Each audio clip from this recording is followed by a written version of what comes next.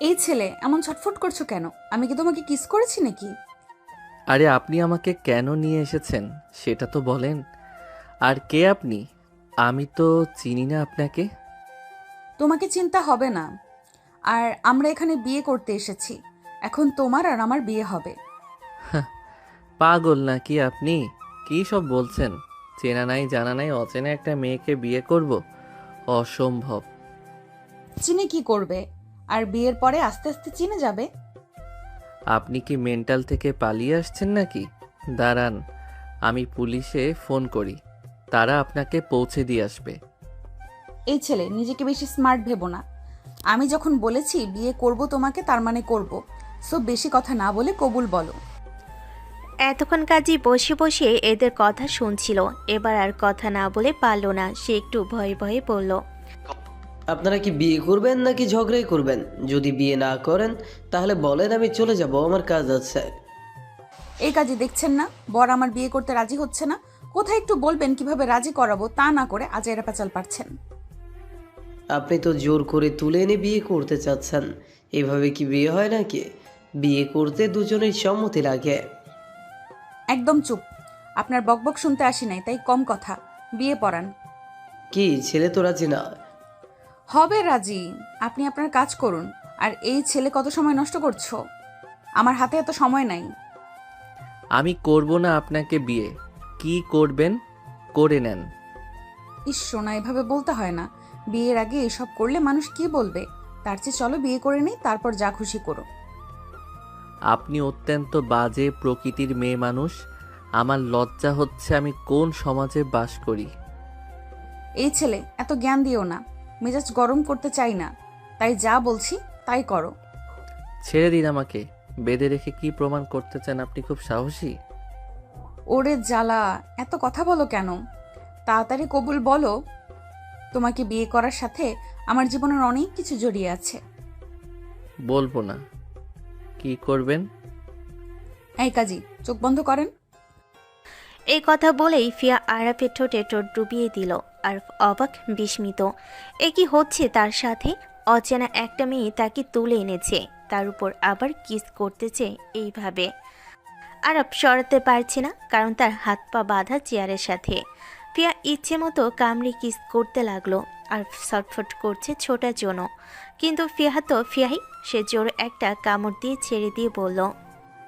তুমি খুব হট সোনা। তোমাকে তো আরো আদর করতে মন চাচ্ছে। প্লিজ তাড়াতাড়ি কবুল বলো। আরব ঘৃণাই মুখ ফিরিয়ে দিল। ছি, এত খারাপ মেয়ে মানুষ সে জীবনে দেখেনি, বিয়ের আগে কিনা এসব। আল্লাহ ভালো জানে এই মেয়ের চরিত্র কেমন। ফিয়া এবার আরবকে ভয় দেখাতে তার প্যান্টে চেনে হাত দিতে গেলেই আরব তাড়াতাড়ি করে বলল। প্লিজ এসব নোংরামি করবেন না। মুসলিম ধর্মের বিয়ের আগে মেলামেশা জায়েজ নাই। ওকে সোনা, তাহলে কবুল বলো। ঘরে হালকা আলো, দরজার সামনে দাঁড়িয়ে থাকা দুজন গার্ডের চোখে কড়া হুঁশিয়ারি, যেন পালানোর কোনো রাস্তা নেই। মাঝখানে বাঁধা অবস্থায় বসে আছে আরাফ। ছেলেটার চোখে আতঙ্ক, মুখে ঘৃণা আর রাগ মেশানো অপমান। আর সামনে দাঁড়িয়ে ফিয়া রাগী জেদি এমন দৃষ্টিতে তাকিয়ে আছে যেন সব কিছু ঠিক আগেই ঠিক করে রেখেছে। কাজী এবার গলা খাকারি দিয়ে বলল। তাহলে বিয়ে পড়ায়? হ্যাঁ, শুরু করেন। ছেলে রাজি করানো হয়ে গেছে। আমি রাজি না। বিয়ে করব না আমি। আপনি যা খুশি করেন। আমি কাউকে চিনি না, আপনাকেও না। এভাবে জোর করে। সোনা, এখনো কথা বাড়াইছো? যে যার মতন পরিবেশ বুঝে কথা বলে। আমি কিন্তু খুব ভদ্রভাবে ম্যানেজ করেছি। কবুল বললেই সব শেষ। আল্লাহর নামে বলছি, আপনাকে বিয়ে করে আমি মানব না কিছুই। বের হলেই পাবেন না আমাকে। বের হলে? খুব সাহসী কথা বলছো দেখছি। বের হওয়া এত সহজ না সোনা। আর আমি তোমাকে ছেড়ে দিতে আসিনি। তোমাকে ছাড়া আমার কত কিছু ভেস্তে যাবে তুমি জানোই না। তাহলে শুরু করি। শুরু করেন, ছেলে কবুল বলবে। আরাফ চৌধুরী, আপনাকে আমি ফিহা সুলতানার সাথে বিয়ে দিচ্ছি।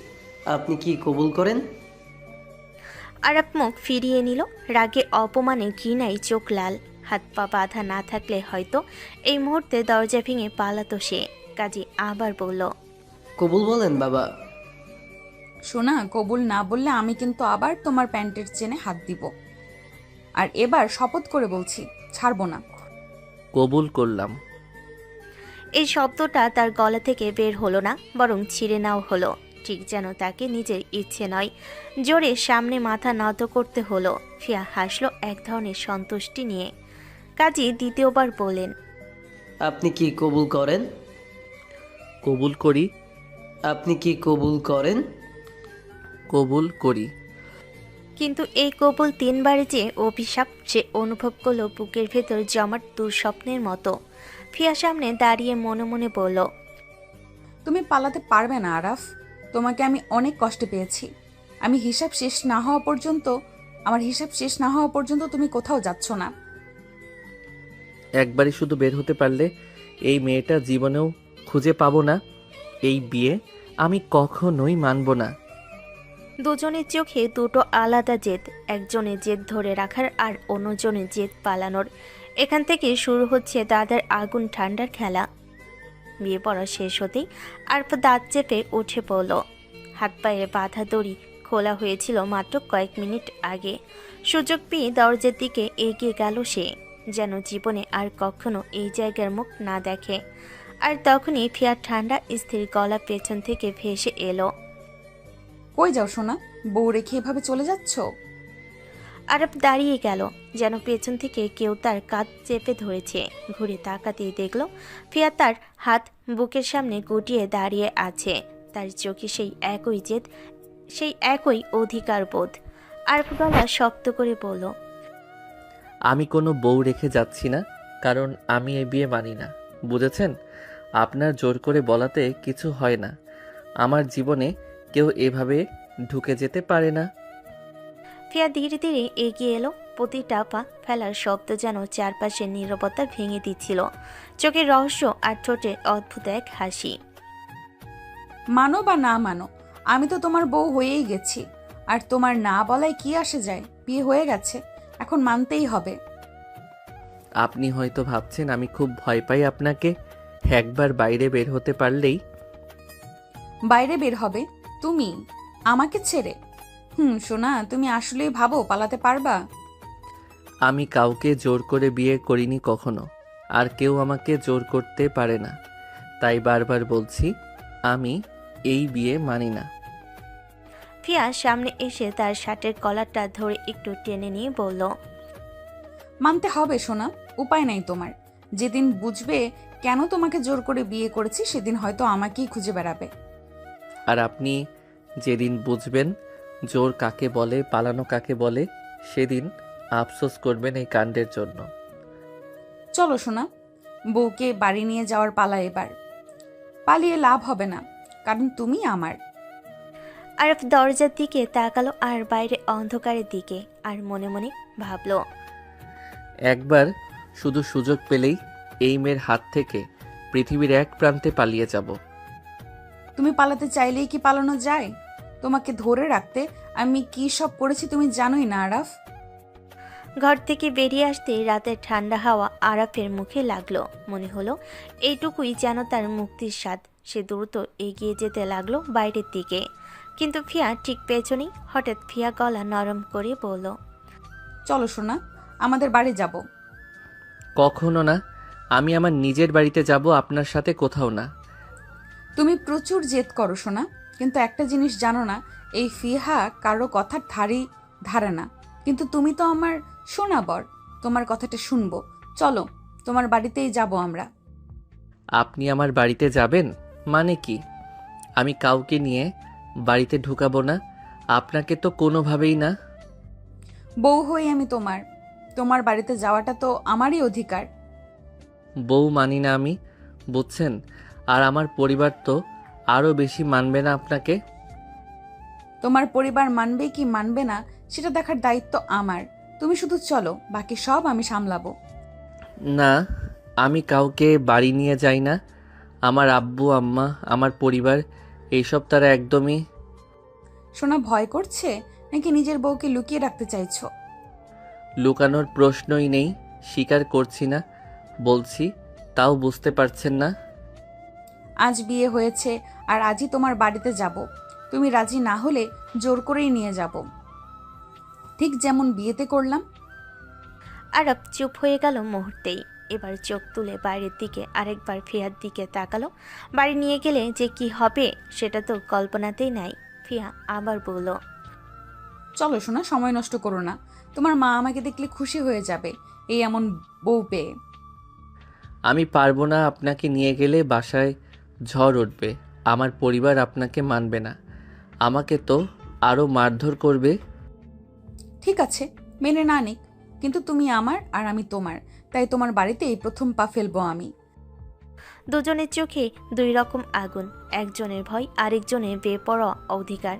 ফিয়ার চোখে পাতা ফেলে এক মুহূর্ত তাকিয়ে রইল, তারপর হঠাৎ কাছে এসে আরফের মুখ জোরে নিজের দিকে টেনে নিয়ে ঠোঁটে একটা চুমু এঁকে দিল। তাড়াতাড়ি চলো শোনা, বেশি দেরি করলে এখানেই বাসর শুরু করে দেব বলে দিলাম। এ কি বলেন, লোকজন দেখবে। দেখুক, এখন তুমি আমার স্বামী, এটা লুকানোর কিছুই নেই।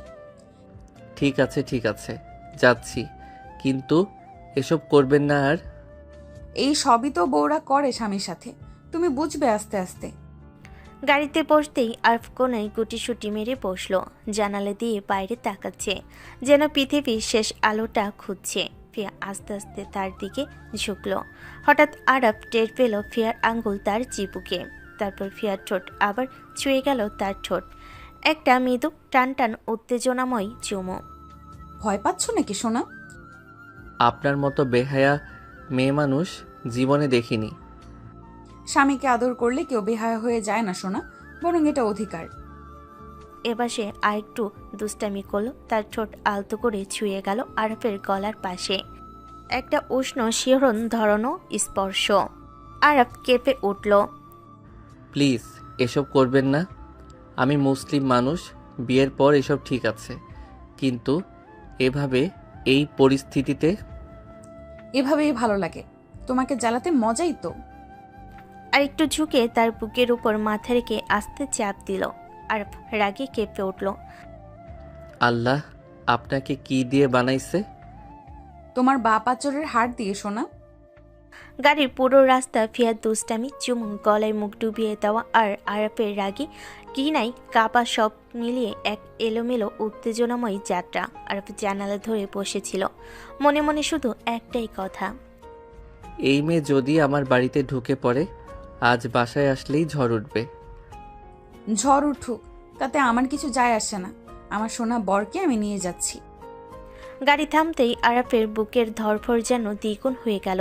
নিজের বাড়িটা সামনে দাঁড়িয়ে আছে সে, কিন্তু আজ সেটা আশ্রয় না, যেন ভয়ঙ্কর এক ফাঁদ।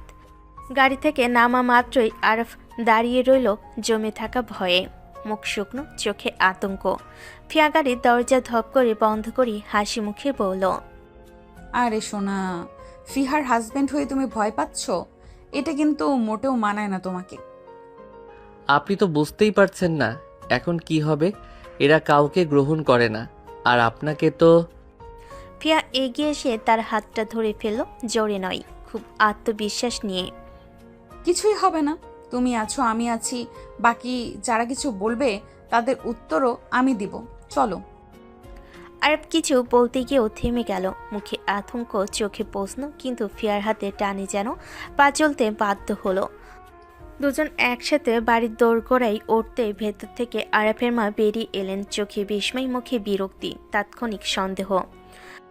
আরাফ, এই মেয়েটাকে, একে তুমি নিয়ে এসেছো কেন? আরাফ মুখ নিচু করলো, কথা আটকে গেল, কিন্তু ফিয়া হাত শক্ত করে ধরে এগিয়ে গিয়ে সরাসরি বলল, আমি নতুন বউ, এই আরাফকে বিয়ে করেছি। ঘরের ভেতর যেন বিস্ফোরণ হলো, মুহূর্তে সবে বেরিয়ে এলো চোখ বড় বড় করে তাকিয়ে আছে ফিহার দিকে। আরবের মা তীব্র কণ্ঠে বলেন, বিয়ে? আরাফ এটা কি বলছে, সত্যি? আম্মা, ব্যাপারটা মানে। হ্যাঁ সত্যি, আমি আরাফের স্ত্রী, এখন থেকে এই বাড়ির বউ। সবাই স্তব্ধ, এক শব্দও নেই কারো মুখে, শুধু আরব মনে মনে বলছে, এবার তো সত্যি ঝড় শুরু হলো। ঝড় তো উঠবেই, কিন্তু আমি থামবো না। ঘরে টান টান উত্তেজনা। দরজায় দাঁড়িয়ে থাকা ফিয়ার চোখে এক ফোঁটাও ভয় নেই, বরং অদ্ভুত এক কঠোরতা। আরব পাশে দাঁড়িয়ে কাপা কাপা গলায় বোঝাতে চাইছে, কিন্তু কেউ শুনছে না। আরব বাবার দিকে তাকিয়ে, বাবা, বিশ্বাস করেন আমি ওনাকে চিনি না, উনি জোর করে আমাকে বিয়ে করছে। এক মুহূর্তের জন্য ঘরটা নিস্তব্ধ, তারপর চপাত। আরবের মুখ ঘুরে গেল এক পাশে, তার গাল লাল হয়ে উঠল। তুই জানিস না আমাদের বাড়িতে এসব প্রেম প্রীতি চলে না। আমি এসব কখনো পছন্দ করিনি। তুই এর সীমা ছাড়িয়ে ফেলি আরাফ। আমি সত্যি বলছি, আমি থাম, একটা ছেলে ভুল করতে পারে, কিন্তু একটা মেয়ে মেয়ে জোর করে বিয়ে করে, এই গল্প কেউ বিশ্বাস করবেই? এমন ভাবিস কেন? আজ থেকে তোর এই বাড়িতে কোনো জায়গা নেই, এখনই বেরিয়ে যা। আরব স্তব্ধ, শ্বাসটা বুকে আটকে আসে। ঠিক তখনই ফিয়া এক পা এগিয়ে এলো। কেউ কোথাও যাবে না, এক পাও নড়বো না আমি। সবাই অবাক হয়ে ফিয়ার দিকে তাকায়। এতক্ষণ যে মেয়েটাকে নরম ভেবেছিল সবাই ভুল ছিল। ফিয়া দৃঢ় গলায় বলে, বিয়ে হয়েছে সেটা আমার অধিকার। আর একটা কথা শুনে রাখুন, আমাকে অপমান করার চেষ্টা করলে বা এইভাবে কাউকে বাসা থেকে বের করতে চাইলে আমি পুলিশে জানাতে বাধ্য হব। ঘরে যেন ঝড় নেমে আসে। আরব সহ সবাই হতবাক। এই মেয়েটা এত শক্ত। তুমি পুলিশ ডাকবে আমাদের বাড়িতে? আইন সবার জন্য সমান, আমি ভয় পাই না। কেউ ভাবেন মেয়েরা সব সময় চুপ থাকে, তাহলে ভুল করছেন। ঘরে নিস্তব্ধতা নেমে আসে। আরব প্রথমবার ফিয়ার দিকে তাকায়, যেন মেয়েটাকে সে নতুনভাবে চিনল। ফিয়া এতক্ষণ চুপ ছিল, কিন্তু এবার সে একদম এগিয়ে গিয়ে আরবের হাত চেপে ধরে টান দিল। চলো, তোমার ঘর কোনটা? কোনটা মানে? আমি বলেছি তোমার ঘর কোনটা দেখাও, এত কথা বলতে হবে না। চুপচাপ বাধ্য ছাত্রের মতো আরব সামনে এগোলো। ঘরের সামনে গিয়ে থামতেই ফিয়া তার হাত টেনে নিয়ে দরজা ঠাস করে বন্ধ করে দিল ভেতর থেকে। বহিরাঘাতে ঘরে তীব্র নীরবতা, বাইরে বাদ ভাঙ্গা ঝড়। আশরাফ চৌধুরী চোখ লাল, রাগে কাঁপছে তার চোয়াল। দেখলে দেখলে তোমার ছেলের শিক্ষা? একটা বেয়াদব ছেলে বিয়ে করে এনেছে, তার থেকেও বড় বেয়াদব। আমি কখনোই মানব না এই বিয়ে। কিন্তু আরাফ তো আগে বলল সে মেয়েটাকে চেনে না, জোর করে বিয়ে। এইটা কি সত্যি হতে পারে? ওর নাটকে বিশ্বাস করো তুমি?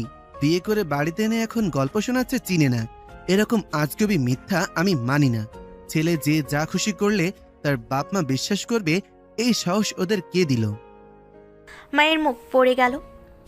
মনে মনে যেন ভয়, লজ্জা, অপমান সব মিলিয়ে ঝড় বয়ে যাচ্ছে। আর বাবার রোষ যেন থামার নাম নেই। আশরাফ আবার গর্জে ওঠেন, ও ঘরে ঢুকেছে ঠিক আছে, কিন্তু এই বিয়ে আমি মানব না। শালীনতা, নিয়ম এসব ওদের কাছে মূল্যহীন। আপনি কি করলেন? আমার বাবার সাথে এমন কথা কেউ বলে না। আপনি পুরো বাড়িটাকে মাথায় তুলেছেন। তো কি করতাম? বিয়ে করেছো মানলে তো এই ঝামেলা হতো না সোনা। তুমি নিজেই গোল বাঁধিয়ে রেখেছো। আপনার মতো মেয়েকে কেউ মানবে না। আপনি আপনি একদম অসভ্য মেয়ে মানুষ।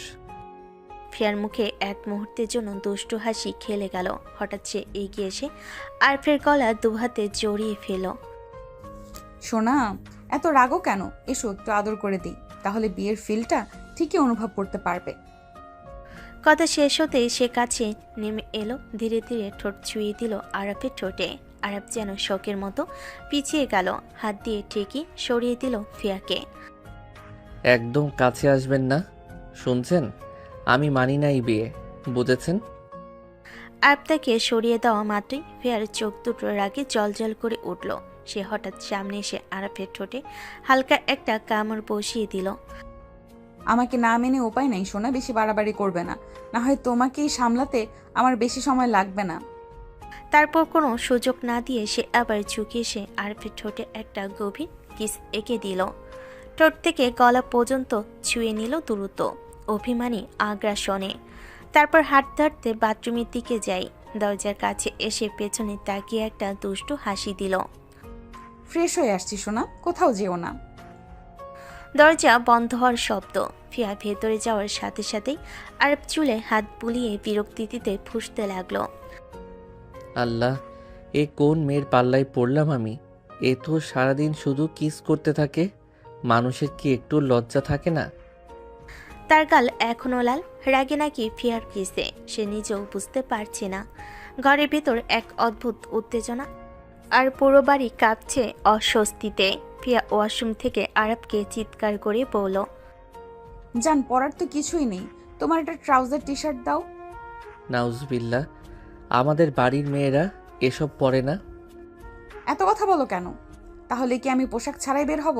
তুমি যদি বলো তাহলে তাই বের হই। কি বলো সোনা? আল্লাহ রহম করো, দাঁড়ান দিচ্ছি, এমন করবেন না। ভয় পাবার কিছুই নেই, আমাকে মানলেই সব ঠিক হবে, আর তুমিও আর কষ্ট পাবে না। এ কোন মেয়ের পাল্লায় পড়লাম? লজ্জা শরম কিছুই নাই, সারা দিন শুধু ব্ল্যাকমেইল করে।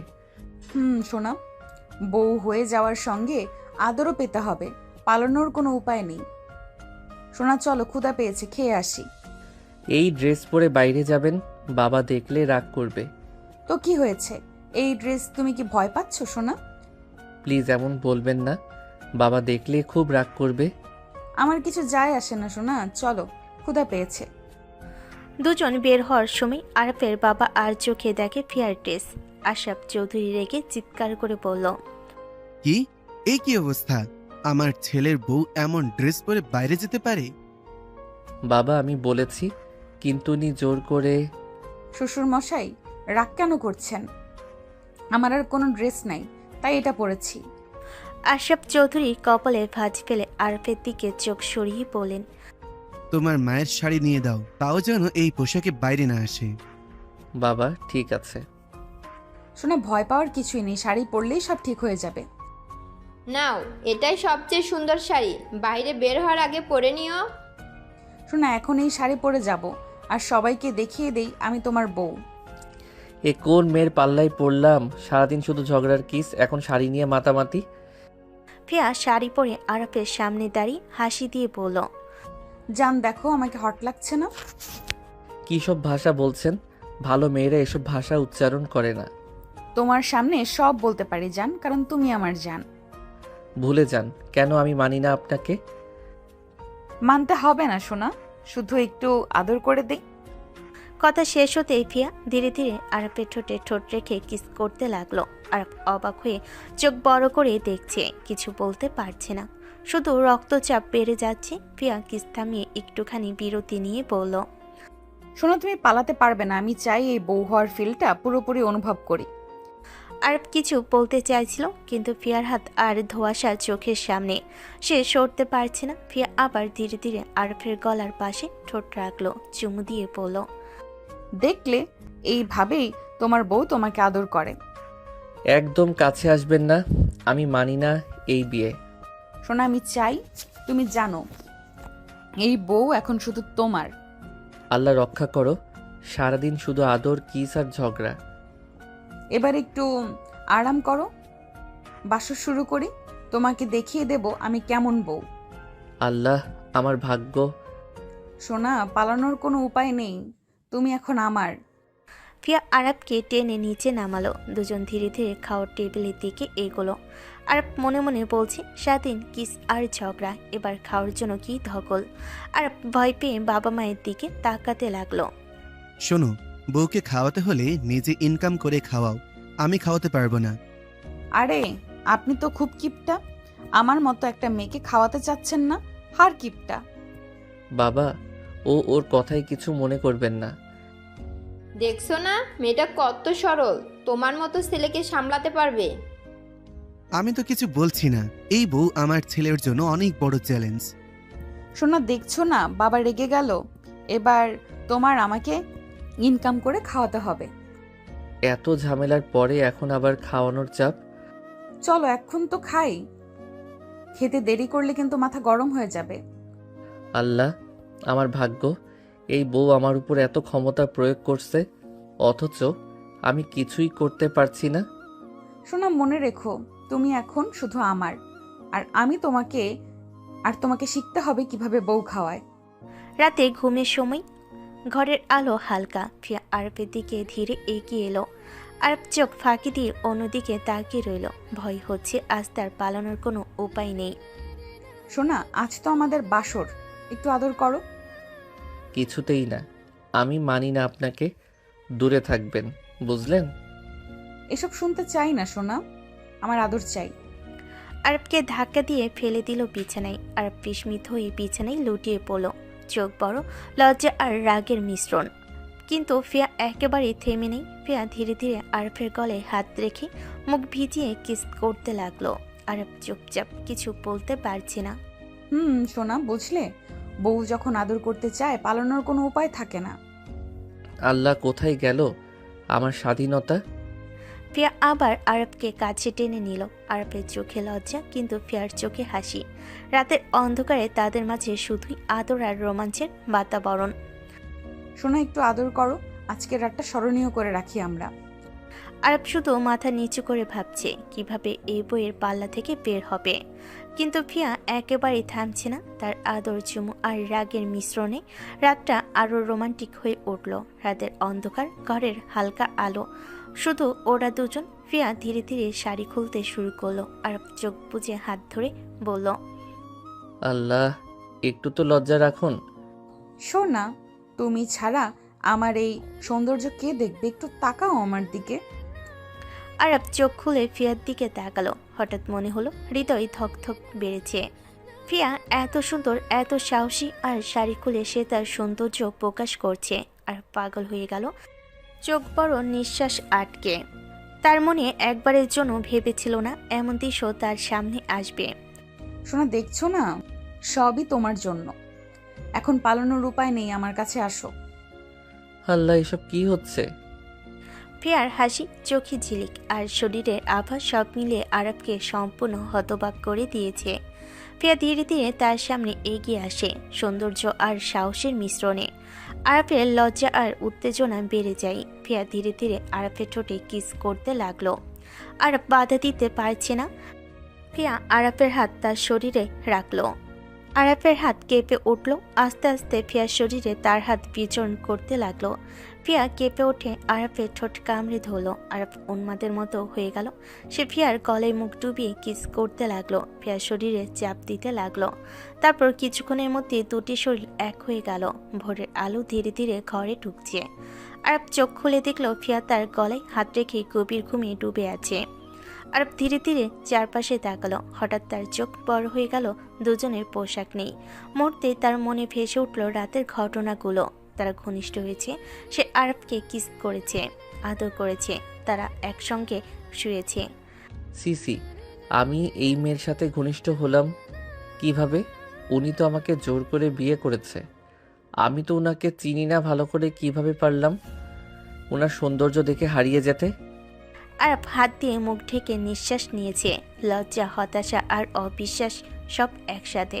মনে হচ্ছে রাতে সব ঘটনার পরও তার নিয়ন্ত্রণ হাতছাড়া। ফিয়া গভীর ঘুমে। আরব চোখে চোখ রাখে, মনে মনে ভাবছে কখনো ভাবিনি সে এই মেয়ের সৌন্দর্য আর সাহস তাকে এমন অবস্থায় ফেলে দেবে। রাতের ঘটনা তাকে পুরোপুরি বিভ্রান্ত করেছে।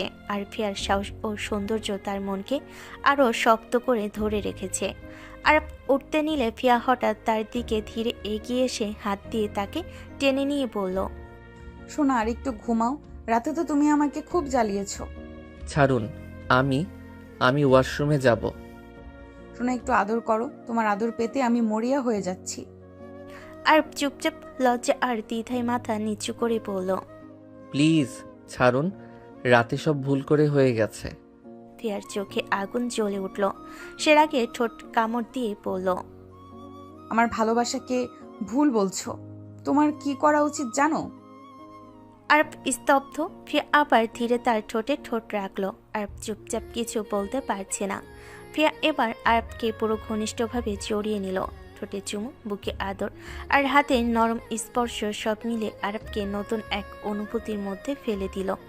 আরব মনে মনে বলল, আল্লাহ, এই মেয়ের প্রতি আমি এতটা দুর্বল হয়ে গেলাম, অথচ ও আমাকে জোর করে বিয়ে করেছে। ফিয়া ধীরে ধীরে আরবকে নিজের দিকে টেনে নিল। তারা দুজন আবার ঘনিষ্ঠ হয়ে গেল। আরব না চাইতো আবারও ফিয়ার মাঝে ডুব দিতে হলো। তার খারাপ লাগছে না, বরং আলাদা শান্তি অনুভব করছে সে। সকালে সূর্যের আলো ঘরে ঢুকতেই লাগলো। নাস্তার টেবিলে সবাই বসে আছে। আরব চুপচাপ লজ্জা আর আগের রাতের স্মৃতি নিয়ে বসে আছে। তোমাকে না বলেছি নিজে ইনকাম করে বউকে খাওয়াবে, আমি খাওয়াতে পারবো না। বাবা আমি ইন্টারভিউ দিতে যাব। এত রাগ করো কেন? নতুন বউ কি ভাববে? যা ভাবার ভাবুক, তাতে কিছু আসে না। আরব হালকা মাথা নিচু করে চুপচাপ মনে মনে ভাবছে নতুন বউকে খাওয়ানো, আদর আর আগের রাতের সব ঘটনা সব মিলিয়ে তার জন্য এক ধরনের চাপ হয়ে উঠেছে। এত চিন্তা করো না, আমি আছি তোমার সাথে। তুমি যেখানে আমি সেখানে।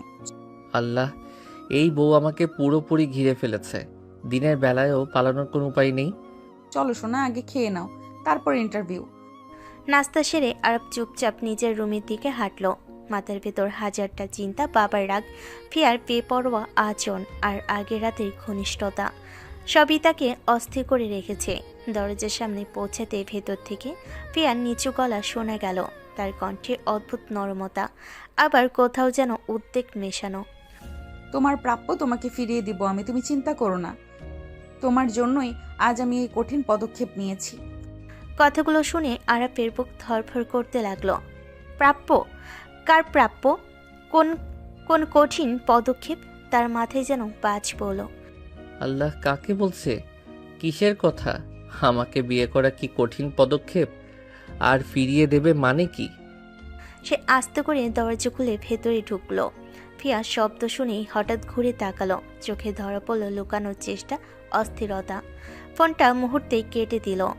সোনা, উপস, তুমি ঢুকে গেছো? কিছু না, দরকারি কাজ ছিল। আরফের চোখ তীক্ষ্ণ হয়ে গেল, তার সন্দেহ আরও বেড়ে গেল। ফিয়া যেন গভীর কিছু লুকাচ্ছে। কি কথা হচ্ছিল? কাকে প্রাপ্য বলছেন? আর কোনো কঠিন পদক্ষেপ? ফিয়া চোখ নামিয়ে ফেলে, ঠোঁট কামড়ে যেন কোনো মতেই সত্য বলতে চায় না। এসব জানতে হবে না তোমার। তুমি শুধু আমার স্বামী হয়ে থাকো, বাকিটা আমি সামলে নেব। কথাটা শুনে আরফের মনে ভয়, রাগ আর অদ্ভুত এক গরম অনুভূতি ছড়িয়ে গেল। এই মেয়েকে কিসের মধ্যে আমি পড়ে গেছি? উনি আমার থেকে কি লুকাচ্ছে? তবুও মুখে কিছু বলতে পারল না। ফিয়া এগিয়ে এসে হালকা হাসলো, যেন আগের কথাই ছিটে ফোটা নেই। সোনা, এত চিন্তা করো কেন? চলো তোমার ইন্টারভিউর জন্য শার্ট অর্ডার করে দেই। এই মেয়ে আমাকে জোর করে বিয়ে করেছেই বা কেন? আর আমি কেন তার রহস্যে ডুবে যাচ্ছি? ফিয়া ততক্ষণে আলমারির কাছে গিয়ে ব্যস্ত হয়ে গেছে, কিন্তু তার চোখে ঝিলিক কিছু একটা সে লুকাচ্ছে, কিন্তু বড় কিছু ভয়ঙ্কর। আর হালকা দ্বিধায়, চিন্তায় ডুবে ফিয়া ধীরে তার শার্ট আয়রন করে দিল। হাতে ছোঁয়ে আরফের মন কেঁপে উঠল। সোনা, অন্য কিছু নিয়ে ভেবো না, আমাকে নিয়ে ভাবো। আমার দিকে তাকাও, দেখো আমি কত হট। তোমার কি আদর করতে মন চায় না আমাকে? আর হঠাৎ ফিয়ার দিকে তাকালো।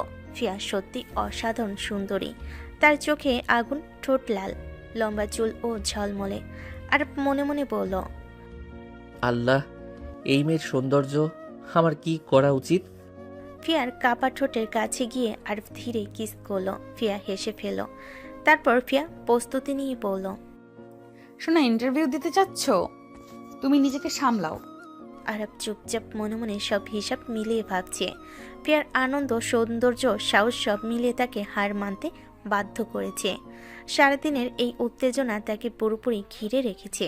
বিকেলের আলো ঘরের মধ্যে ঢুকছে। আরব মাকে জানাতে ঘরে ঢুকলো, মুখে খুশির ঝিলিক।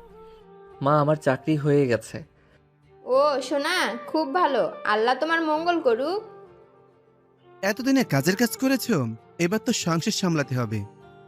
আর ফেসে মাথা নেড়ে চুপচাপ কক্ষের দিকে চলে গেল। ঘরে ঢুকতেই দেখলো ফিয়া ফোনে ব্যস্ত। হালকা হাসি দিয়ে কোনো কথা না বলে ফ্রেশ হতে শুরু করলো। আর ধীরে দরজা খুলে বের হলো। কি হলো? আমার দিকে তাকাচ্ছ না কেন? আমাকে কি সুন্দর লাগছে না? সব সময় এসব বলবেন না তো, আমার অস্বস্তি হয়। শোনা, অস্বস্তি কেন হবে? আমি তোমার বউ, ভুলে যাও নাকি? আরব চুপচাপ লজ্জায় মাথা নিচু করে। ফিয়া ধীরে তার পাশে বসলো, হাত দিয়ে কাঁধ জড়িয়ে ধরে বলল, আরাফ, এখন বুঝছো না? আমি তোমার সব সময় থাকবো। আমি তোমার সাথে সব সময় থাকবো, তোমার অস্বস্তি কমিয়ে দিব। আরব শুধু চুপচাপ বসে থেকে ফিয়ার চোখে ঝিলিক আর হালকা হাসি দেখে মনে মনে বলল, এই মেয়ের জন্য আমি তো নিজেকে চিনতে পারছি না। শোনা, এখানে আসো। বলে সে আরফের গলা জড়িয়ে ধরে হঠাৎ ঠোঁটে কিস করলো। আরফ প্রথমে লজ্জায় গা শক্ত করে নিল, ধীরে ধীরে নরম হয়ে এলো। ঠিক তখনই ঘরের বাইরে হঠাৎ জোরে চিৎকার, ঢং করে দরজায় ধাক্কার আওয়াজ। এই চিৎকার করে কে? আমার ছোট চাচ্চু। ছোট চাচ্চু? তোমরা ছাড়া বাড়িতে আর কেউ আছে জানতাম না তো। উনি মানসিকভাবে অসুস্থ, তাই আলাদা ঘরে রাখা হয়। কেউ গেলে ধরবে, কামড়াবে, ধাক্কা দেবে, অনেক সমস্যা হয়। আপনি ওনার আশেপাশে কখনোই যাবেন না, উনি বিপজ্জনক। ফিয়ার চোখ বড় হয়ে গেল। একটু আগেও যে মেয়েটা বাঘিনীর মতো আচরণ করছিল, এখন সে এক মুহূর্তের জন্য থমকে গেল। মানে সত্যি হামলা করবে? হ্যাঁ, আপনি গেলে বিপদ হবে। ফিয়ার মুখে প্রথমবার একটু ভয়, একটু সতর্কতা ফুটে উঠল। সে আস্তে করে আরফের হাতটা ধরল, যেন নিরাপত্তা খুঁজছে। আচ্ছা, তাহলে তুমি আমার পাশে থাকবা, ঠিক আছে? আমি কিন্তু ভয় পাই না, তবুও তুমি থাকলে ভালো লাগে। আরফ একটু হেসে ফেল। এই মেয়েটা কখনো আগুন, কখনো বরফ, আর কখনো একেবারে ভীতু বাচ্চা। চলো সোনা। ওই চিৎকার আমার রোম্যান্সের মুডটাই নষ্ট করে দিল। বলে আবারও আরফের কাঁধে মাথা রাখলো। ভয়, ভালোবাসা, রাগ সব মিলিয়ে ফিয়া যেন হাজার রঙের এক মানুষ। পরের দিন সকালে আরফ অফিসে চলে গেছে। ঘর যেন শান্ত, কিন্তু ফিয়ার চোখে কিছু খুঁজে পাওয়ার আগ্রহ দেখা যাচ্ছে। ফিয়া চুপি চুপি আরফের চাচ্চুর ঘরে চলে গেল। হঠাৎ চাচ্চু বুঝতে পারল, চোখ বড় করে চিৎকার করতে লাগলো। হাতে থাকা ফুলদানি ছুঁড়ে মারল। ফিয়ার কপাল কেটে গেল, রক্ত টপ টপ করে পড়তে লাগলো। আরফের মা চিৎকার শুনে দৌড়ে এসে ফিয়াকে দৌড়ল, চোখের কণ্ঠে সতর্কতা। ওখানে কেন গিয়েছো? আজাদ মানুষ দেখলেই পাগলামি করে, বেশি আঘাত করতে পারে, আর যেও না কখনো। ফিয়া ব্যথায় কেঁপে উঠল। আরফের মা হালকা ব্যান্ডেজ দিয়ে ফিয়ার কপালে বাঁধালো। ফিয়া মনে মনে বলল, আঘাত তো পেলাম, কিন্তু তেমন কিছু তো দেখতেই পেলাম না। ফিহা, এবার থেকে সাবধানে চলো। আজাদ মানুষকে দেখলে হুঁশ থাকে না, যা পায় তাই ছুঁড়ে মারে। ফিয়া চুপচাপ ব্যথা আর লজ্জা মিলিয়ে মাথা নিচু করলো। মনে মনে ভাবছে, এমন বিপদ হওয়ার কথা ভাবিনি। এই ঘটনা ফিয়াকে শিখিয়ে দিল, এই বাড়িতে সবসময় তার ইচ্ছে মতো চলা সম্ভব নয়। আরফের বাবা মা ও ছোট চাচ্চুর জন্য তাকে সবসময় সতর্ক থাকতে হবে। চাচুর এই অবস্থা কি করে হলো? প্রেমে ব্যর্থ হয়ে পাগল হয়ে গেছে।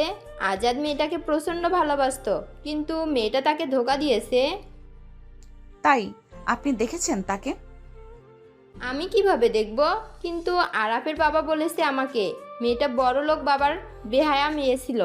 আজাদের থেকে ভালো কাউকে পেয়ে তাকে ছেড়ে দিছে। ফিয়ার হাত মুষ্টিবদ্ধ হয়ে গেল। সে দাঁতের সাথে দাঁত চেপে ধরেছে, যেন রাগকে কন্ট্রোল করতে যাচ্ছে। চোখ বন্ধ করে কয়েকটা শ্বাস ফেলে বলল, কারো সম্বন্ধে না জেনে কিছু বলতে হয় না। জেনেই তো বললাম, আরাফের বাবা বলেছে তো।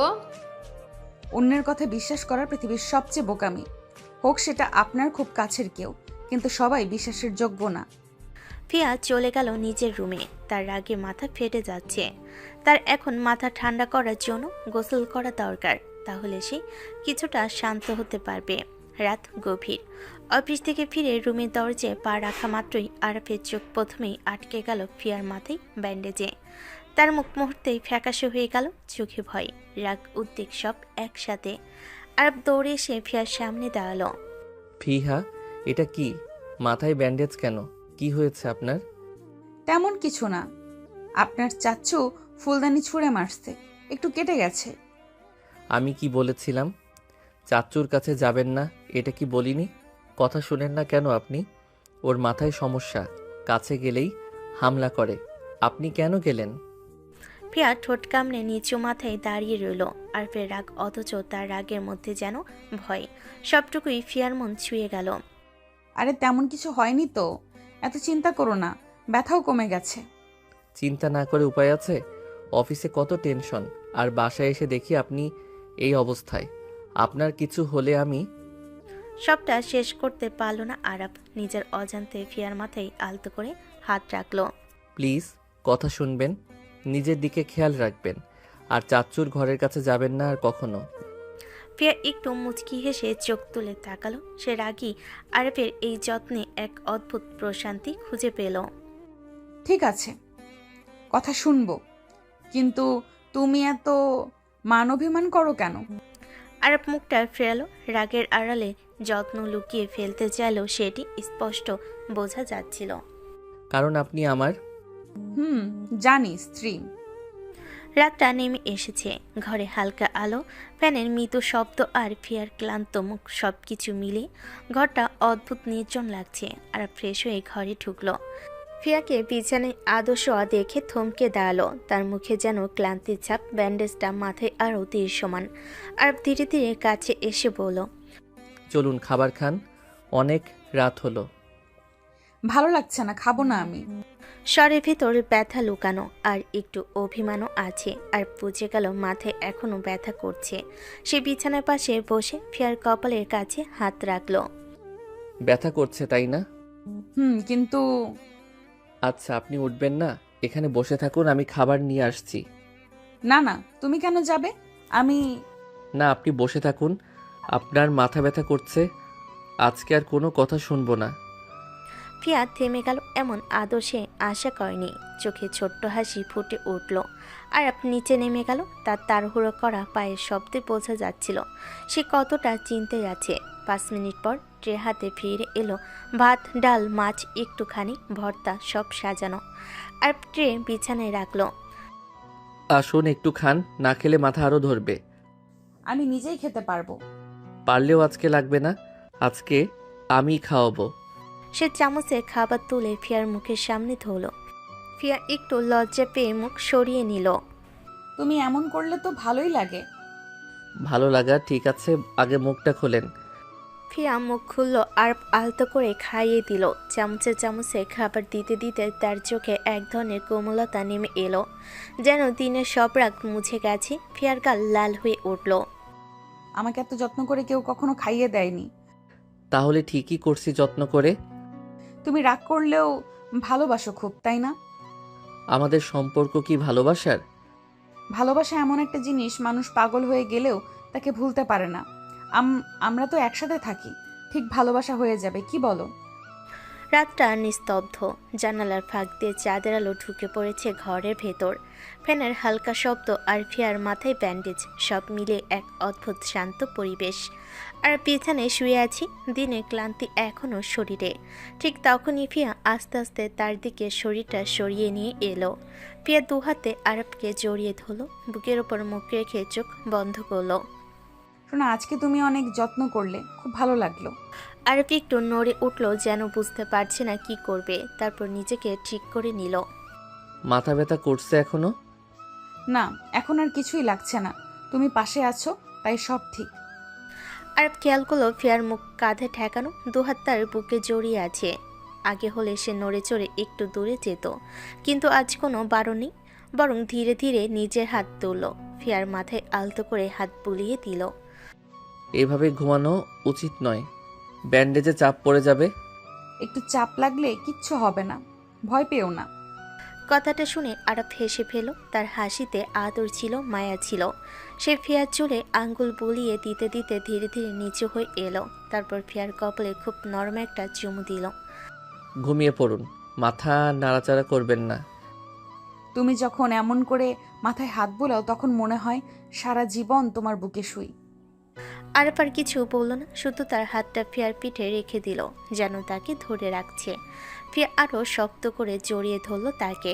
যাদের আলোয় তাদের দুজনকে দেখে মনে হচ্ছিল ঝগড়া, রাগ, খুনসুটি সব মিলে এটাই তাদের সত্যি জায়গা। এভাবেই পরস্পরের বুকের ভেতর হারিয়ে থাকা সকালটা ছিল পুরো বাড়িতে একটা অদ্ভুত নীরবতা নিয়ে। ফিয়ার মাথায় ব্যান্ডেজ, আরবের আবার চাকরি, সব মিলে ঘরে একটা নতুন পরিবেশ। আরব সকালে নাস্তা সেরে শান্ত গলায় বলল, যাচ্ছি, দেরি হয়ে যাবে। ফিয়া তাকে শুধু মাথা নেড়ে বিদায় দিল, চোখে একটু অন্যরকম ভাব, যেন কোথাও যাওয়ার প্ল্যান আগেই মাথায় ছিল। আর বের হয়ে যেতে ফিয়া শাড়ি ঠিক করে রান্নাঘরে গেল। মা, আমি একটু বাইরে যাব, আসতে দেরি হবে না। এ অবস্থায় কোথায় যাবা? মাথায় ব্যান্ডেজ। আরে মা, একটু দরকারে, খুব বেশি দূরে না। তার ভেতর দৃঢ়তা, চোখে চিন্তা, কিন্তু হাসি মুখে সব ঢেকে ফেলল। মা অনুমতি দিতেই সে বেরিয়ে গেল বাড়ি থেকে। রেস্টুরেন্টে একটা শান্ত কোণের টেবিলে আগে থেকে বসেছিল এক মধ্যবয়সী মহিলা। চোখে নিচে চাপ, মুখে ক্লান্তি আর দুশ্চিন্তা। ফিয়া ঢুকতেই ফিয়ার ফুপি উঠে দাঁড়ালো। ফিহা, তুমি ঠিক আছো তো? কপালে কি হয়েছে? এটা কিছুই না, তুমি বরং চিন্তা বাদ দাও, আমি যা বলেছি সব ঠিক করে দেব।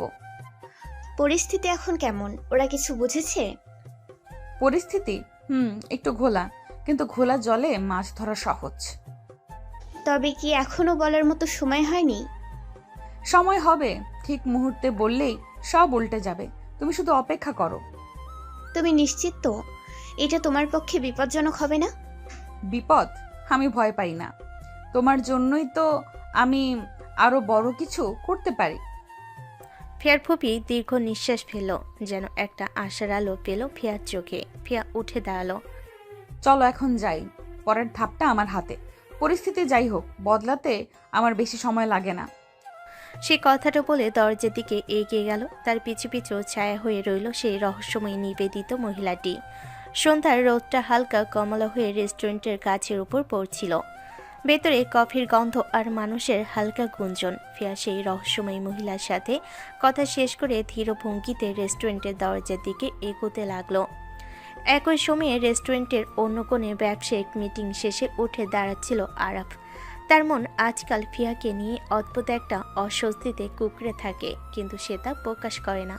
মিটিং থেকে বের হয়ে দরজার দিকে হাঁটতেই তার চোখ হঠাৎ থেমে গেল। ওপাশে দরজা দিয়ে বের হচ্ছে ফিয়া। আরাফ থমকে গেল, চোখে অবাক, ভুরুর ভাঁজ গভীর হলো। ফিহা এখানে? মা তো বলেছিল বাসায় আছে, কিন্তু কার সাথে এলো আর কেন? ফিয়া ফোন হাতে ব্যস্ত হয়ে বাইরে বেরিয়ে যাচ্ছিল। এক মুহূর্তের জন্য তার চোখ পড়তে সে একটু থামলো, তারপর আচমকাই চোখ সরিয়ে নিল, যেন দেখা হয়নি এমন ভঙ্গি। আর আরও বিভ্রান্ত হয়ে পড়ল। কিছু লুকাচ্ছে, কিন্তু কি? তাহলে কাল সকালে ফোনে যাকে ঠিক করে দিব বলছিল, সেও কি এখানেই ছিল?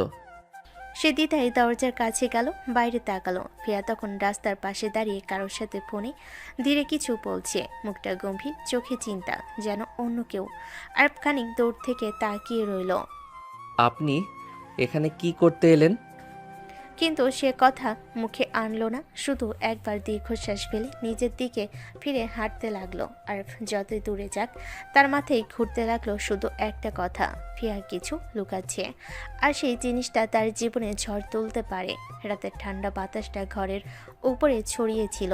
ঘরে ঢুকতেই আরাফের চোখে প্রথম যে জিনিসটা পড়ল, ফিয়া সোফায় বসে চুপচাপ ফোন স্ক্রল করছে। কপালে ব্যান্ডেজটা এখনো আছে, কিন্তু মুখে আগের মতো দুষ্টু ভাব নেই। আর জুতো খুলে ধীরে ধীরে সামনে এসে দাঁড়ালো। এখন কেমন আছেন? ঠিক আছে সোনা, চিন্তার কিছু নেই। আরব চোখ সরিয়ে নিয়ে গভীর শ্বাস নিল। আজ রেস্টুরেন্টে দেখা সেই দৃশ্যটা মাথায় ঘুরছে বারবার। একটা কথা জিজ্ঞেস করি? ফিয়ার সাথে সাথেই বুঝে ফেল ও তাকে দেখেছে, তবু নিজেকে সামলে নিয়ে ফোনটা টেবিলে রাখলো। জিজ্ঞাসা করো সোনা, কি হয়েছে? আজ রেস্টুরেন্টে কার কাছে গিয়েছিলেন? এক মুহূর্তের জন্য ফিয়ার চোখে ধপ করে কিছু একটা ঝলক দেখা গেল। চাপা ভয়, না দোটানা বোঝা গেল না, কিন্তু সে হাসিটা ঠিক রেখে খুব স্বাভাবিক স্বরে বলল, ও সেটা, একজন কাজিন এসেছে বাহির থেকে, ওর সাথেই একটু দেখা করতে গিয়েছিলাম রেস্টুরেন্টে। এতে তো ভাবার কি আছে? বাড়ি রেখে রেস্টুরেন্টে কেন? বাসায় ডাকলে হতো না? এমনি ইচ্ছা হলো সোনা, বাইরে বেরোতে মন চাইছিল, তারপর ভাবলাম একটু দেখা করে আসি। তুমি তো অফিসে ছিলে, তাই বিরক্ত করতে চাইনি। একটা বড় নিঃশ্বাস ফেলে আরব চুপ হয়ে গেল। মনে যত প্রশ্নই থাকুক, মুখে আর তর্ক করল না। ঠিক আছে। এত জিজ্ঞাসা করছো কেন? আমাকে কি মিস করেছো সোনা? আরব দ্রুত মুখ ঘুরিয়ে নিল, তার চেয়ে বেশি লুকাতে হচ্ছে নিজের সন্দেহ। সেদিন রাতে আরব বুঝলো ফিয়া কিছু লুকাচ্ছে, তবু তাকে চেপে ধরা যায় না। আর ফিয়া, ও বুঝলো আরব তার খোঁজ নিতে শুরু করেছে, আর এটাই তার মাথায় নতুন খেলা জাগিয়ে তুলল। গভীর রাত, বাড়ির সব লাইট বন্ধ, শুধু বারান্দার ফোটা ফোটা আলোটা অন্ধকারে থেমে থেমে কাঁপছে। ঘড়ির কাঁটা তখন 2:17 ছুঁয়েছে। ফিয়া ধীরে ধীরে চোখ খুলল, একবার আরফের দিকে তাকালো, ওর বুকের কাছে মুখ গুজে ঘুমাচ্ছে। তারপর নিঃশব্দে হাত সরিয়ে উঠে বসলো, চোখে সেই চেনা রহস্য, ঠোঁটে দমচাপা কঠিনতা। ধীরে ধীরে শাড়ির ভাঁজ সরিয়ে উঠে দাঁড়িয়ে একটা ইঞ্জেকশন বের করলো। আর দেরি করা যাবে না, এখনই করতে হবে। নরম পায়ে হেঁটে দরজা খুলল। চুপ করে বেরিয়ে গেল ঘরের বাইরে। ঘটনাটি ঘটল পুরনো স্টোররুমে। অন্ধকারে দরজাটা একটু খট করে খুলল।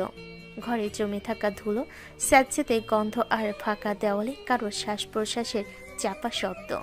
ঘরের ভেতর গড়গড় করে শব্দ করছে একজন মানুষ, চমকে লোহার চেয়ারে বেঁধে রাখা, চুলগুলো এলোমেলো, চোখে ভয়, মুখে অর্ধেক দাড়ি। লোকটা মাথা তুলতে ফিয়া কাছে এগিয়ে গেল।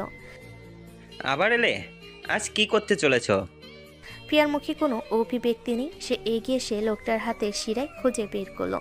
চুপ করো, ওষুধ না দিলে তুমি আবার পাগলামি করবে। আরাফ দেখলে ভয় পাবে, আমি তা করতে দেব না। দয়া করে আজ না, খুব ব্যথা হয়। ফিয়া বিন্দুমাত্র দয়ের সৃষ্টি না দিয়ে ইঞ্জেকশনটা ত্বকে পুশ করে দিল। সুই ঢুকাতে লোকটা গা ঝাঁকিয়ে নিঃশ্বাস চেপে ধরল। তুমি সুস্থ না হওয়া পর্যন্ত এই ওষুধ চালিয়ে যেতে হবে, আর কাউকে জানানোর দরকার নেই, বিশেষ করে আমার স্বামী আরাফ। ওকে, সব জানিয়ে দাও। এই লুকোচুরি কবে শেষ হবে? ফিয়া এক ঢোক গিল, কিন্তু উত্তর দিল না। শুধু ঘুরে দাঁড়িয়ে নিঃশব্দে বেরিয়ে গেল অন্ধকার ঘর থেকে। আবার নিজের ঘরে ফিরে ঘরে ঢুকে দেখলো আর ঘর ঘুমে। ফিয়া নিঃশব্দে শুয়ে তার বুকের পাশে মাথা রাখলো। আর একটু সময় শোনা, সব ঠিক হয়ে যাবে। তারপর তুমি আমাকে ছেড়ে যেতে পারবে না, কোনোভাবেই না। এরপরে চোখ বন্ধ করে নিঃশব্দে দীর্ঘ নিঃশ্বাস ফেলল, যেন কিছুই হয়নি।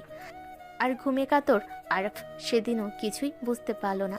পরদিন সকাল, বাড়ির নিচতলায় ডাইনিং রুমে হালকা আলো ঢুকছে। টেবিলের উপরে গরম ভাত, ডাল, সবজি। আরাফ তখনও বের হয়নি। ফিয়া চুপচাপ বসে আছে, কিন্তু চোখে যেন হিসেব কষার ঝিলিক। আরফের মা পানির গ্লাসটা নামিয়ে রেখে মৃদু হেসে বললেন, কিরে মা, আজ চুপচাপ মনে হচ্ছে? আচ্ছা মা, একটা কথা বলি। বলো মা। আপনাদের তো এত বড় ব্যবসা, এত নাম, এত লোক, তাও আরাফকে বাইরে চাকরি করতে হয় কেন? ব্যবসাটা দেখলেই তো পারে।